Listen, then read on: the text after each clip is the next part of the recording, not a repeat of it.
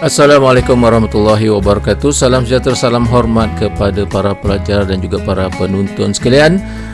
Kita meneruskan pembelajaran kita untuk bab yang kelima dalam silibus matematik tambahan KSSM tingkatan 5, iaitu taburan kebarangkalian. Dalam siri ini kita akan mempelajari tentang 5.1, iaitu taburan kebarangkalian pemboleh ubah rawak diskrit.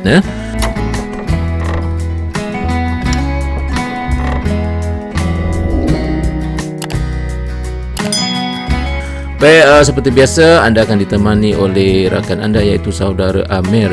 Amir? Ya cikgu. Amir, dah lama Amir kita bercuti ni Amir. Betul cikgu, betul. Okey Amir, kita teruskan pembelajaran Amir. Okey cikgu, boleh cikgu. Okey Amir, kali ini Amir kita akan mempelajari tentang taburan kebarangkalian pemboleh ubah rawak diskrit. Amir ready dah? Okey cikgu, Amir ready dah. Okey, baik, kita mulakan dengan mengenali apa yang dikatakan sebagai pemboleh ubah rawak. Okey, kemudian kita mempelajari bagaimana pemboleh ubah rawak itu dapat kita tuliskan menggunakan tata tanda set. Okey cikgu, okey. Baik, Meh. Pemboleh ubah rawak ni apa tahu, Meh? Pemboleh ubah rawak ni ialah suatu pemboleh ubah dengan nilai berangka yang ditentukan daripada suatu fenomena rawak. Okey, jadi penjelasan ini Meh, kita lihat satu contoh supaya kita mudah faham. Okey, katakan Meh di sini sebiji dadu dilambungkan sekali. Okey, kita lambungkan buah dadu ni sekali. Kemudian pemboleh ubah rawaknya ialah nombor pada permukaan atas dadu tu. Okey, jadi nombor yang ada apa Meh? 1 sampai 6 lah cikgu. Okey, Amir dah biasa dah kan dengan buah dadu ni kan. Baik, di atas permukaan dadu tu Meh, dia ada bintik-bintik hitam tu kan. Dia ada 1, kemudian ada 2 bintik hitam, 3, 4, 5 ataupun 6. Jadi maksudnya 1, 2, 3, 4, 5, 6 ini merupakan pemboleh ubah rawak. Okey, jadi rawak tu maksudnya ni lah Meh, kalau bahasa Inggeris dipanggil random. Maksudnya kalau Amir lambungkan tu, kita tak tahulah apa yang akan muncul. Dia boleh jadi 1, 2, 3, 4, 5 ataupun 6. Faham tak? Jadi itu dipanggil rawak. Okey, kemudian kalau dalam tata tanda set, kita tahu kan simbol set macam ni kan? Jadi kita tulis kurungan seperti ini. Dan kemudian kita lengkapkan seperti ni. Kita letakkan suatu simbol X di sini. X ini mewakili pemboleh ubah rawak tu lah. Okey, dia akan sama dengan R, di mana R ini ialah 1, 2, 3, 4, 5 ataupun 6. Inilah Meh cara kita tulis pemboleh ubah rawak ini menggunakan tata tanda set. Boleh Meh? Okey cikgu. Okey, bagus. Kita teruskan Meh. Okey Meh, kita lihat contoh yang kedua. Contoh yang kedua ni apabila kita lambungkan duit shilling.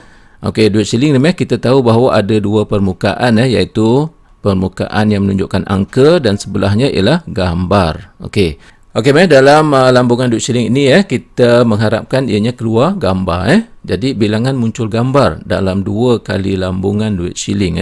Okey, jadi kita lambungkan 2 kali jadi di sini dia kemungkinan dalam 2 kali lambungan itu kita tak dapat gambar langsung. Jadi kita kata sebagai kosong lah, sebab kita mengharapkan dia keluar gambar. Ataupun dalam 2 kali lambungan tu sekali je kita dapat munculnya gambar tu. Boleh faham Boleh juga, boleh. Okey, ataupun 2 kali lambungan tu kedua-duanya kita dapat munculnya gambar tu. Okey, jadi maksudnya 0, 1, 2 ini merupakan pemboleh ubah rawak dalam situasi ini. Okey, jadi dalam tata tanda set macam tadi kita letakkan tanda kurungan ini yang menunjukkan tata tanda set dan kita lengkapkan. Kita lengkapkan seperti ini, seperti mana tadi juga. Kita letakkan X di sini, X mewakili pemboleh ubah rawak dan sama dengan R, dan kita nyatakan R itu ialah 0, 1 ataupun 2. Itulah bagaimana cara kita menulis pemboleh ubah rawak menggunakan tata tanda set. Macam mana boleh Boleh juga, boleh. Oh, senang Setakat ni lah cikgu. Okey, kita tengok contoh yang ketiga pula contoh yang ketiga ni ialah bilangan kereta berwarna putih di antara 5 buah kereta di tempat parkir. Okey, sekarang ni cuba Amir pula jawab. Cuba senaraikan pemboleh ubah rawak yang mungkin. Di sini cikgu ada 5 buah kereta kan. Yang dia nak ialah warna putih. Jadi dalam 5 buah kereta cikgu, kemungkinan yang pertama ialah tidak ada satu pun yang berwarna putih cikgu. Jadi maksudnya pemboleh ubahnya ialah kosong cikgu. Okey, betul. Bagus. Lagi meh? Ataupun cikgu dalam 5 buah kereta tu ada satu saja yang berwarna putih. Jadi satulah cikgu pemboleh ubah rawak dia. Okey, lagi? Seterusnya cikgu, dalam 5 buah kereta tu mungkin ada 2. Mungkin ada 3 cikgu. Mungkin ada 4. Dan mungkin ada 5 cikgu. Iaitu semua kereta berwarna putih. Inilah cikgu pemboleh ubah rawak dia dalam situasi ni. Okey, bagus. Bagus, cerdik kamu lepas raya ni Okey. Jadi sekarang ni macam mana cara nak tulis dalam bentuk tata tanda set tu? Kita tuliskan cikgu dalam kurungan bermuncung ni yang selalu kita gunakan untuk menyatakan set. Kemudian cikgu kita lengkapkan macam mana yang cikgu kata tadi. Kita letakkan X sama dengan R, di mana R ini ialah 0, 1, 2, 3, 4 dan 5. Okey, bagus. Nak tanya apa-apa tak sampai sini? Cikgu gunakan sini X kan cikgu kan? Kalau guna lain boleh tak cikgu? Kalau Amir nak guna Y ke, M ke? Bagus soalan tu boleh cuma kita jarang-jarang gunakan lah kita selalu akan gunakan X tapi kalau nak gunakan lain daripada X tak salah pun Okey cikgu, okey. Okey kita teruskan untuk kita mengenali pemboleh ubah rawak Okey, pemboleh ubah rawak ni untuk makluman terdiri daripada 2 jenis iaitu pemboleh ubah rawak diskrit dan juga pemboleh ubah rawak selanjar Amir pernah dengar tak perkataan diskrit dan selanjar ni? Rasanya pernah lah cikgu dalam tajuk fungsi form 4 dulu. Okey, bagus. Baik, pemboleh ubah rawak diskrit merupakan pemboleh ubah yang mempunyai nilai yang boleh dibilang, iaitu suatu nilai sifar dan juga integer positif. Jadi di sini kalau kita sebut yang boleh dibilang, dia bermakna nilai itu tidak boleh perpuluhan. Contohnya kalau cikgu tanya Amir, adik-beradik Amir ada berapa orang? Amir akan kata ada 3 orang cikgu. Amir takkan kata ada 3.4 orang. Betul tak? Betul cikgu, betul. Bilangan adik-beradik takkan perpuluhan cikgu Itulah. Jadi maksudnya dia mesti suatu integer kemudian dia tak boleh integer negatif tau. Sama juga macam tadi lah. Amir kata adik-beradik saya ada negatif 3 orang cikgu. Nampak pelik tak? Pelik kan? Betul cikgu, betul. Jadi maknanya di sini pemboleh ubah rawak diskrit ini nilainya mesti sifar dan integer positif Dia tidak boleh perpuluhan, dia tidak boleh negatif Okey pemboleh ubah rawak diskrit ini kita boleh tulis seperti ini seperti mana yang kita tengok tadi lah dalam bentuk tata tanda set tu kan. Ini Amir faham kan? Faham cikgu, faham. Okey, bagus Baik, sekarang kita tengok apa yang dikatakan sebagai pemboleh ubah rawak selanjar Okey, pemboleh ubah rawak selanjar ialah pemboleh ubah yang bukan dalam bentuk integer. Maksudnya dia boleh perpuluhan dan nilainya berada dalam satu selang. Contohnya macam ketinggian murid. Dia boleh perpuluhan kan? Ataupun jisim buah tembikai. Yang itulah selain daripada tu masa. Masa pun boleh perpuluhan jadi ini adalah contoh-contoh pemboleh ubah rawak selanjar. Amir boleh faham? Boleh cikgu, boleh. Okey untuk pemboleh ubah rawak selanjar ni kita juga boleh tulis dalam bentuk tata tanda set. Jadi macam mana cara kita tulis seperti ni Kita tuliskan X besar di sini sama dengan X kecil, titik 2 bertindih, dan X ini kita terangkan maksud dia. Jadi X ialah tinggi murid dalam sentimeter, nampak? Okey. Kemudian X ini dia mesti berada dalam selang. Cuba ambil tengok di atas ni nilainya berada dalam suatu selang, nampak? Jadi nilai X ini mesti dinyatakan selang dia antara A hingga B. Macam itulah. Ini cara kita menulis pemboleh ubah rawak selanjar dalam bentuk tata tanda set. Macam mana? Boleh? Okey juga, boleh. Okey, bagus. Okey, meh, kita teruskan pembelajaran kita, meh, untuk kita meneroka tentang taburan kebarangkalian pemboleh ubah rawak diskrit. Okey, meh, kita mulakan dengan aktiviti penerokaan di sini. Dalam penerokaan ini, apa yang kita nak buat, meh? Okey, di sini diberikan satu kotak. Di dalam kotak ini, meh, ada 5 keping kad yang bertanda 1, 2, 3, 4, 5. Dan kad ini, meh, cikgu warnakan dengan biru untuk nombor genap. Yang merah untuk nombor-nombor ganjil. Okey. Jadi kan, apa yang kita nak buat? Ya, kita nak buat satu eksperimen. Di mana dalam eksperimen ni, yang pertama kita nak keluarkan sekeping kad dari kotak itu dan catatkan nombor yang tercatat. Kita nak keluarkan sekeping kad. Kemudian, lepas kita catatkan nombor yang tercatat di kad itu, kita masukkan kembali kad tersebut ke dalam kotak. Ingat, kita masukkan kembali kad tersebut ke dalam kotak. Dan kita buat cabutan sekali lagi dan catatkan nombor yang kita peroleh itu. Boleh, meh? Boleh juga, boleh. Okey, seterusnya, meh, kita nyatakan X. X ini ialah pemboleh ubah rawak diskrit itulah. Kita nyatakan X ini sebagai bilangan kali mendapat nombor ganjil. Nombor ganjil ialah nombor 1, 3 dan 5 yang berwarna merah ni. Okey, meh, faham tak eksperimen dia? Okey juga, faham. Okey, bagus. Okey, meh, sebelum kita memulakan eksperimen ini, kita nyatakan perkara-perkara berikut sebagai petunjuk dia, meh, iaitu X sebagai bilangan kali mendapat nombor ganjil. Okey, G ialah peristiwa mendapat nombor ganjil. Kita wakilkan sebagai G. Oleh itu, meh, jika kita tidak dapat nombor ganjil, maka kita tulis sebagai G prime. G prime ini menyatakan pelengkap kepada G, iaitu mendapat nombor genap lah maksud dia. Boleh, Boleh juga, boleh. Jadi, meh, kita mulakan eksperimen ini dengan mencabut satu keping kad. Jadi, dalam cabutan pertama ni, meh, kita ada 2 kemungkinan yang kita akan dapat. Iaitu sama ada kita dapat nombor ganjil ataupun kita tak dapat nombor ganjil. Kita dapat nombor genap.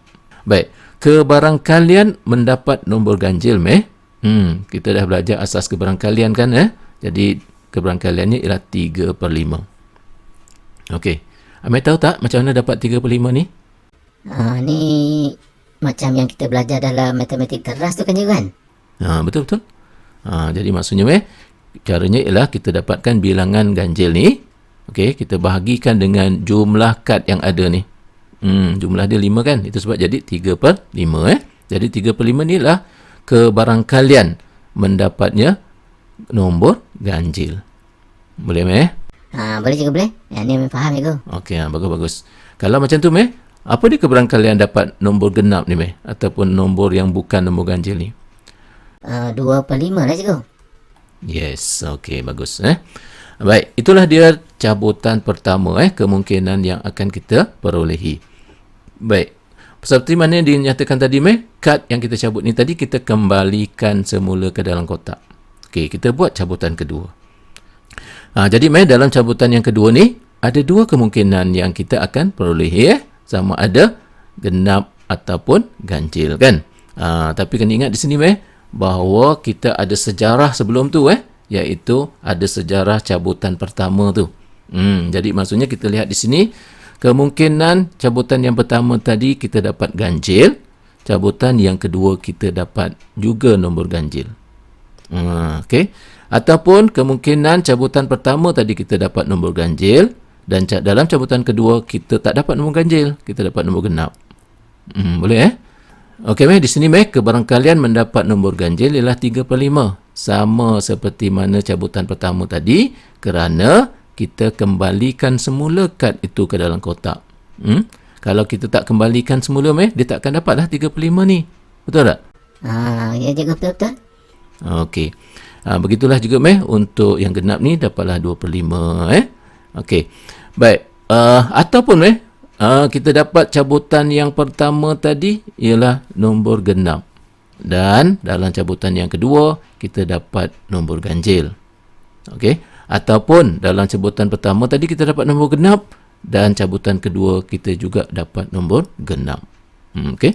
Jadi ini adalah nilai-nilai kebarangkalian bagi mendapatkan nombor ganjil atau nombor genap masing-masing. Boleh setakat ni, Meh? Boleh juga boleh. Seterusnya, Meh, kita lihat apa yang dipanggil sebagai kesudahan. Kesudahan ni maksudnya ialah kemungkinan-kemungkinan yang akan diperolehi lah. Kemungkinan yang pertama, Meh, kita akan dapat cabutan pertama nombor ganjil dan cabutan kedua juga nombor ganjil, iaitu GG. Ataupun, Meh, cabutan pertama kita dapat nombor ganjil, cabutan kedua kita dapat nombor genap. Mungkin dapat macam tu, ataupun cabutan pertama nombor genap, yang kedua ganjil, ataupun kedua-duanya nombor genap. Itulah dipanggil sebagai kesudahan. Boleh, Meh? Boleh juga boleh. Macam senang je, Meh, kamu ni. Ya cikgu, pernah belajar cikgu dalam matematik teras. Okey, bagus lah macam tu. Dari segi asasnya kamu dah faham lah. Betul cikgu. Okey, jadi kita teruskan di sini.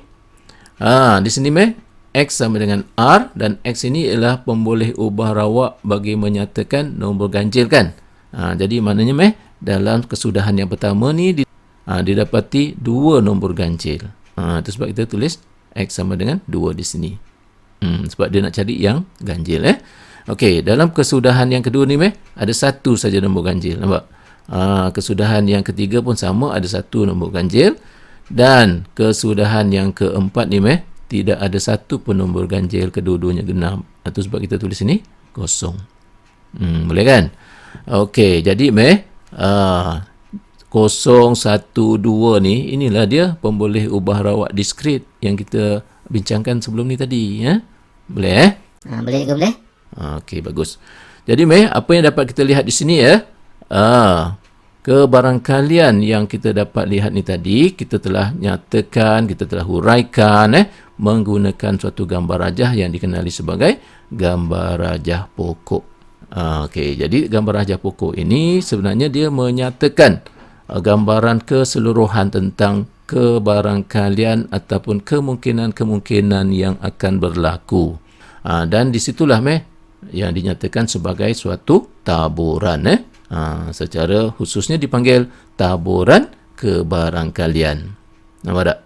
Jadi taburan kebarangkalian ini digambarkan melalui gambar rajah pokok ini. Boleh, Meh, dapat? Boleh juga boleh. Okey, bagus. Kita teruskan. Okey, Meh, kita teruskan penerokaan kita.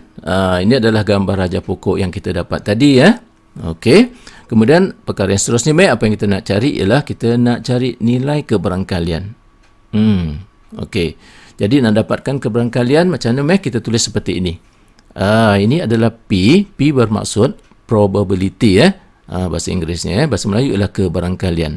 Kita nak cari kebarangkalian sekarang ni. Nilai kebarangkalian apa? Nilai kebarangkalian G. G itu apa? G ialah peristiwa mendapat nombor ganjil. Inilah, Meh, cara kita tulis.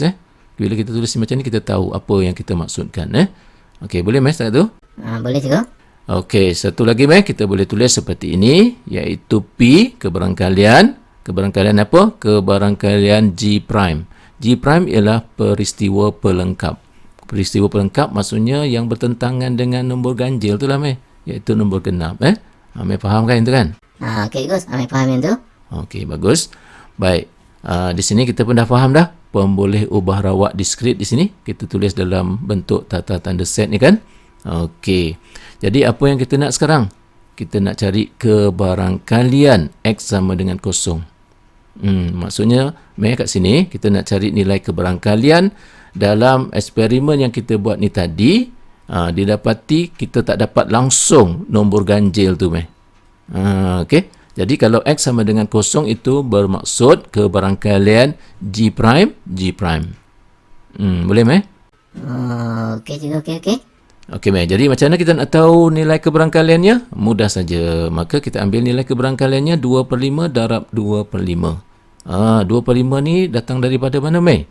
Meh tengok kat sini dalam gambar rajah ni.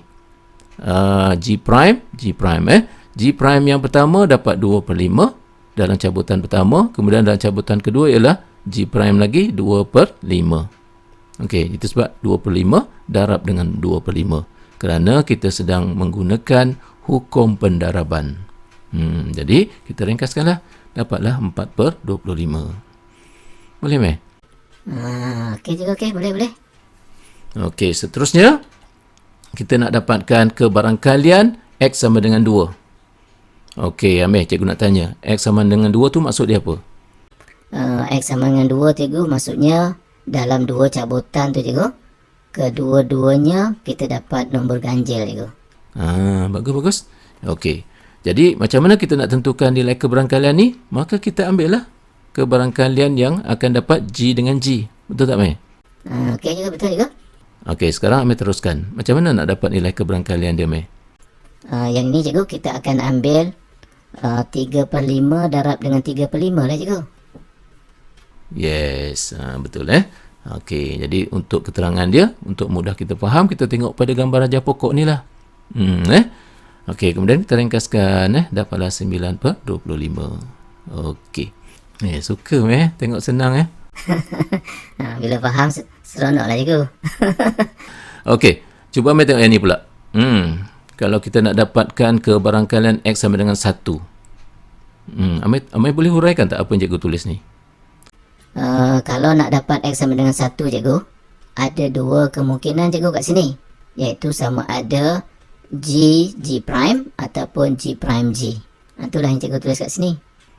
Okey, Meh. Kenapa cikgu tulis sini tambah, Meh? Yelah, cikgu, sebab sini kan atau, cikgu. Ada dua kemungkinan ni, iaitu sama ada yang atas ni atau yang bawah ni. Itu sebab cikgu tulis tambah sini. Kan cikgu pernah ajar dulu. Kalau atau, kita kaitkan dengan tambah. Kalau dan, kita kaitkan dengan darab. Kan juga kan? Ingat lagi kamu, Meh. Okey, jadi di sini, Meh, maka kita akan tulis 3/5 darab 2/5 tambah 2/5 darab 3/5. Jadi Amir tahu tak macam mana nak dapat nilai-nilai ni? Ni, cikgu, kita rujuk kepada gambar ajar pokok ni, cikgu. Kemudian kita ringkaskan. Akhirnya kita dapatlah 12/25. Okey. Inilah, Meh, cara kita nak cari nilai kebarangkalian bagi setiap nilai pemboleh ubah rawak diskrit ni. Boleh tak? Okey, cikgu. Cikgu, dia mesti kena ada gambar ajar pokok lah, cikgu. Kalau tak ada ni susah, cikgu, nak jawab ni. Betul. Kita perlukanlah gambar ajar pokok ni. Susah ke, Meh, nak buat gambar ajar pokok ni? Tak susah lah, cikgu. Tapi Amir bayangkan, cikgu, kalau cabutan ni 2 kali boleh lah, cikgu, kita lukis gambar ajar ni. Kalau cabutan dia 10 kali, cikgu. Macam mana, cikgu, gambar ajar pokok ni? Weh, kamu terfikir macam tu, Meh. Betul, Meh. Itulah persoalan dia, Meh. Kalau dia banyak, nak buat macam mana, kan? Jadi kalau dia banyak, Meh, ada perbincangan lanjutan dia nanti. Ada, cikgu. Amir saja-saja dia tanya, cikgu, sebenarnya. Ada, Meh.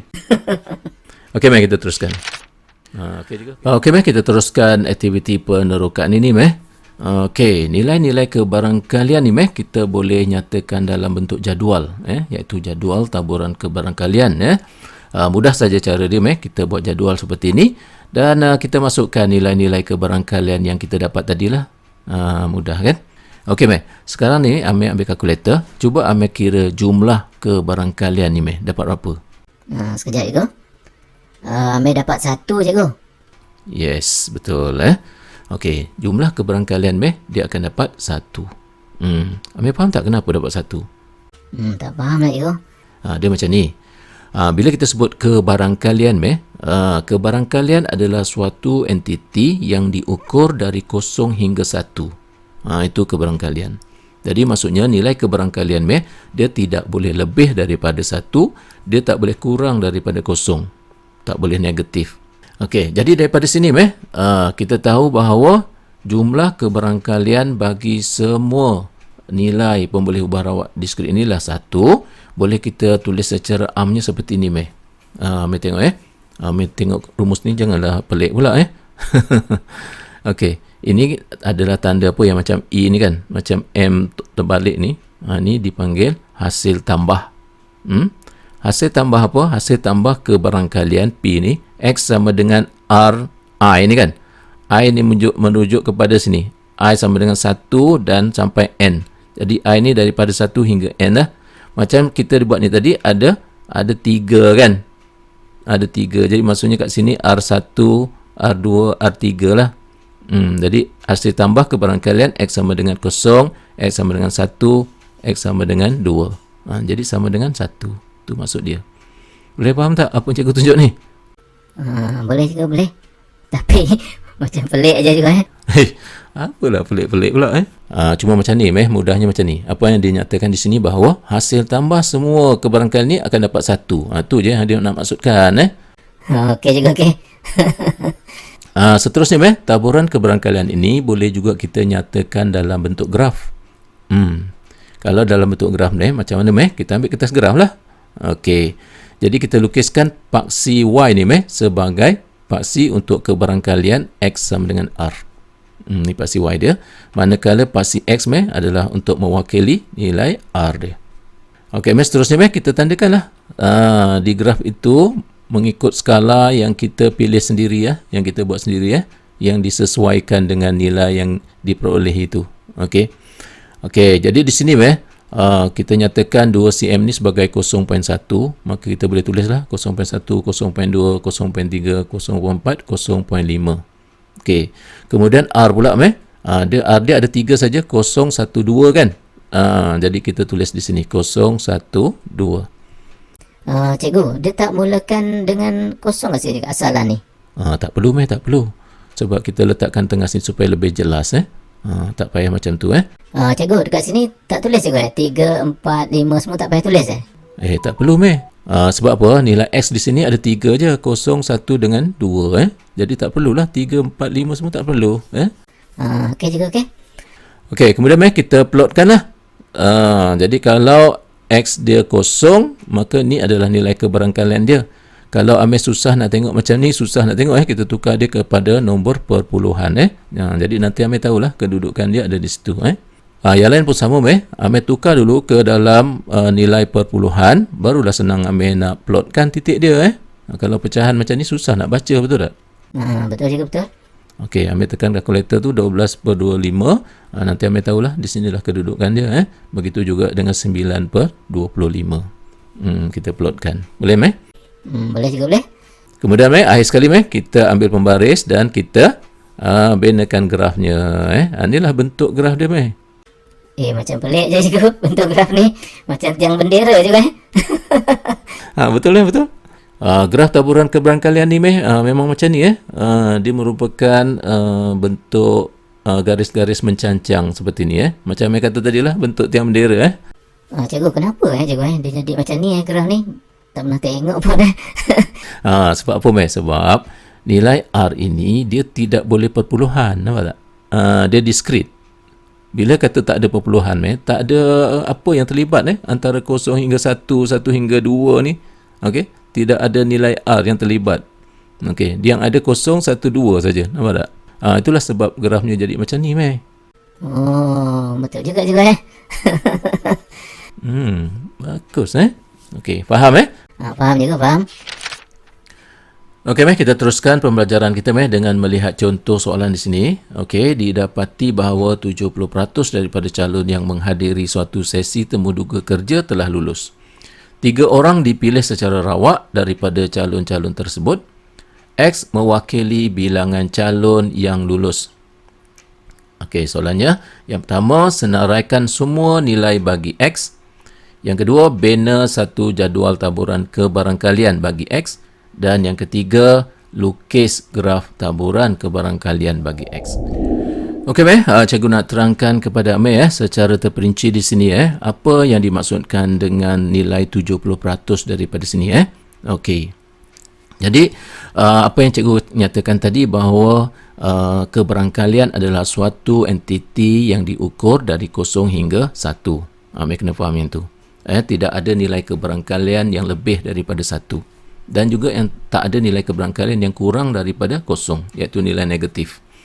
Nilai kebarangkalian ini dia setara dengan peratus. Kalau peratus ialah suatu entiti yang diukur dari 0 hingga 100. Jadi di sini antara kebarangkalian dengan peratus dia adalah setara. Okey. Jadi maknanya di sini kalau diberikan nilai 70% tu kan, dan itu dalam konteks peratus. Kalau dalam konteks kebarangkalian kita akan nyatakan dia sebagai 0.7. Okey juga, okey. Okey, kita teruskan di sini 70% ini dalam konteks kebarangkalian dia akan menjadi 0.7. Okey, jadi kita boleh nyatakan di sini bahawa kebarangkalian lulus. P kebarangkalian, L tu menyatakan kebarangkalian lulus, iaitu 70 bahagi dengan 100 iaitu 0.7. Okey, jadi seterusnya di sini kebarangkalian gagal kebarangkalian gagal ialah 1 tolak 0.7 lah, 0.3. Sebab dalam konteks ini dia tidak ada pilihan lain sama ada lulus ataupun gagal. Betul tak? Okey juga, betul-betul. Jadi di sini dia kata 3 orang dipilih secara rawak. Kalau 3 orang dipilih secara rawak, maka pemboleh ubah rawak X yang mewakili bilangan calon yang lulus, maka dia akan sama dengan 0, 1, 2, 3. Cuba Amir huraikan sikit ni, kenapa dapat 0, 1, 2, 3? Dia maksudnya cikgu di sini, dalam 3 orang ini kemungkinan semua tak lulus, iaitu 0. Kemungkinan cikgu dalam 3 orang ni 1 orang saja yang lulus, ataupun dalam 3 orang ni cikgu 2 orang saja yang lulus, ataupun dalam 3 orang ni cikgu ketiga-tiganya lulus. Okey, bagus. Amir faham dah. Okey, mari kita teruskan di sini. Cuba kita nyatakan taburan kebarangkaliannya dalam bentuk gambar raja pokok. Okey, dalam pilihan yang pertama, dalam 3 orang tadi kan, kita pilih pilihan yang pertama kita, kemungkinan dia lulus, kemungkinan dia gagal. Kebarangkalian lulus ialah 0.7. Kebarangkalian gagal ialah 0.3. Okey, dalam pilihan yang kedua pula, mungkin kita dapat lulus ataupun gagal. Okey, dan kita kena ingat bahawa dalam pilihan kedua ni ada sejarahnya, sebab kita ada buat pilihan yang pertama. Jadi kemungkinan yang pertama tadi lulus, yang kedua juga lulus. Okey, ataupun yang pertama tadi lulus, yang kedua pula gagal. Itu kemungkinan yang berlaku. Okey, ataupun yang pertama tadi gagal, yang kedua lulus. Pertama tadi gagal, yang kedua gagal. Itu juga kemungkinan yang akan berlaku. Di sini kita nyatakan nilai-nilai kebarangkalian yang berkenaan. 0.7, 0.3. Okey. Seterusnya kita buat pilihan yang ketiga. Dalam pilihan yang ketiga, begitu juga itu sama ada lulus ataupun gagal. Tapi kita ingat bahawa ada sejarah sebelumnya dalam pilihan pertama dan juga pilihan yang kedua. Okey, jadi kita lengkapkan gambar rajah ini untuk setiap kes ini, yang akhirnya kita dapatlah binakan suatu taburan kebarangkalian yang kita nyatakan dalam gambar rajah pokok seperti ini. Dapatlah gambar rajah pokok yang lengkap. Boleh yang ni? Okey juga, yang ni okey. Kami faham yang ni. Okey, bagus. Baik, daripada sini dapatlah kita senaraikan kesudahan yang mungkin.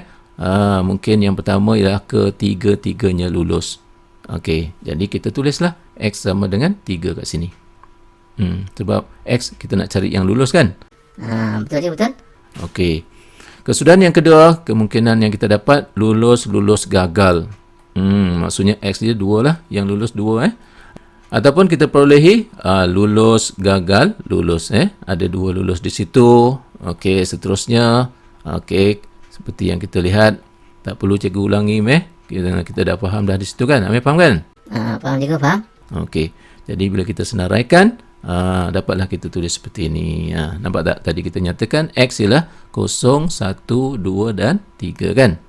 Okey, seterusnya kita nak dapatkan nilai-nilai kebarangkalian. Yang pertama, kita nak cari nilai kebarangkalian X sama dengan 0. Boleh Amir tunjukkan? Boleh. Kalau X sama dengan 0 cikgu, maksudnya kebarangkalian GGG lah cikgu. Okey, betul, bagus. Okey, jadi seterusnya seterusnya cikgu, kita ambil lah nilai-nilai kebarangkalian yang berkenaan cikgu, iaitu nilai kebarangkalian bagi G ialah 0.3 cikgu. Kita darabkan semua. 0.3 darab 0.3 darab 0.3. Yes, okey, betul. Itulah dia nilai kebarangkalian X sama dengan 0. Arti kata lain, nilai kebarangkalian tidak seorang pun yang lulus. Semua gagal. Okey. Okey, seterusnya meh, kalau kita nak dapatkan X sama dengan 3, maksud dia apa? X sama 3 ni cikgu maksudnya semua lulus cikgu, iaitu PLLL. Okey, bagus. Teruskan meh. Kemudian cikgu kita darabkanlah nilai kebarangkalian dia 0.7 darab 0.7 darab 0.7. Okey. Dan akhirnya kita dapat 0.343 cikgu. Okey, bagus. Okey, lagi meh. Kalau X sama dengan 1. Kalau X sama dengan 1 ni cikgu ada 3 kemungkinan kat sini, iaitu LGG, GLG ataupun GGL. Jadi kita senaraikan cikgu macam ni. Okey, bagus.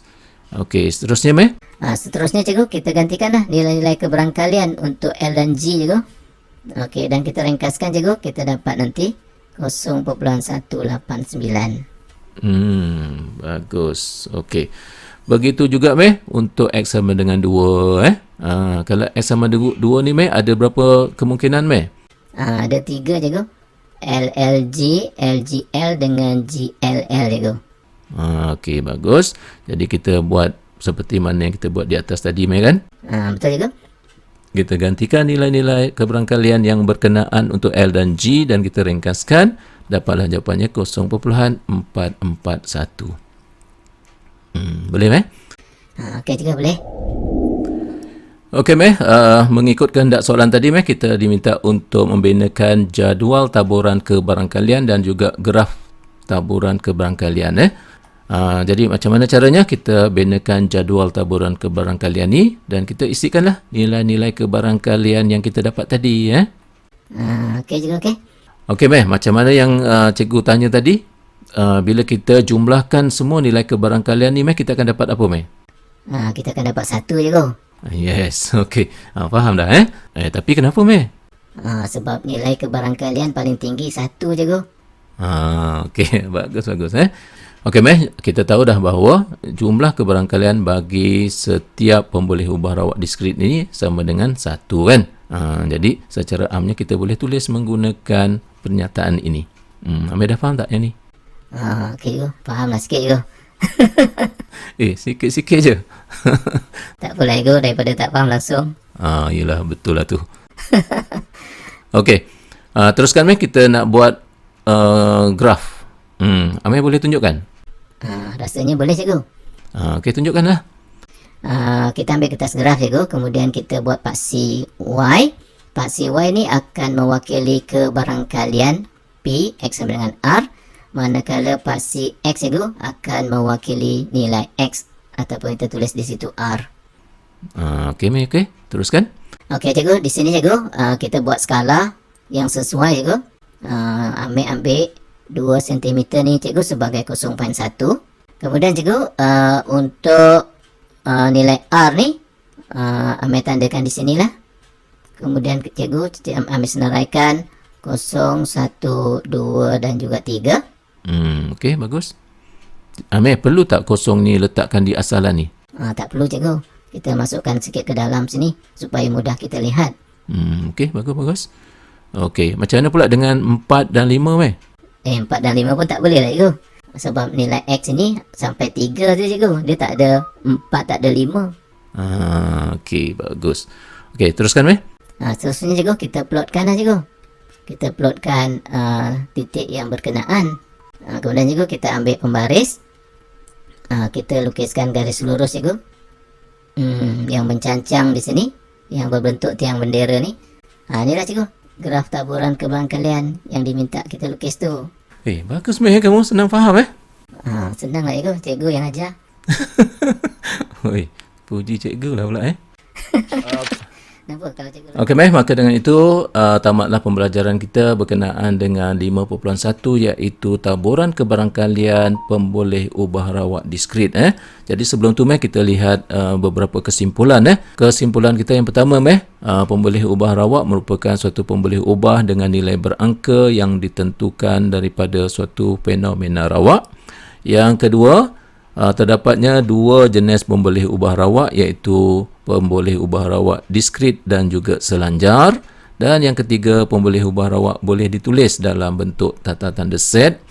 Dan yang keempat, taburan kebarangkalian pemboleh ubah rawat diskrit ini boleh diwakilkan menggunakan gambar rajah pokok, jadual dan juga graf. Macam mana Meh? Meh boleh faham secara keseluruhannya? Boleh juga boleh. Okey, sampai di sini saja Meh. Kita jumpa lagi dalam siri pembelajaran kita yang seterusnya. Okey, jaga diri baik-baik Meh. Kita jaga kita. Okey. Patuhi SOP Meh. Ya tu pasti cikgu. Assalamualaikum cikgu. Waalaikumsalam warahmatullahi wabarakatuh.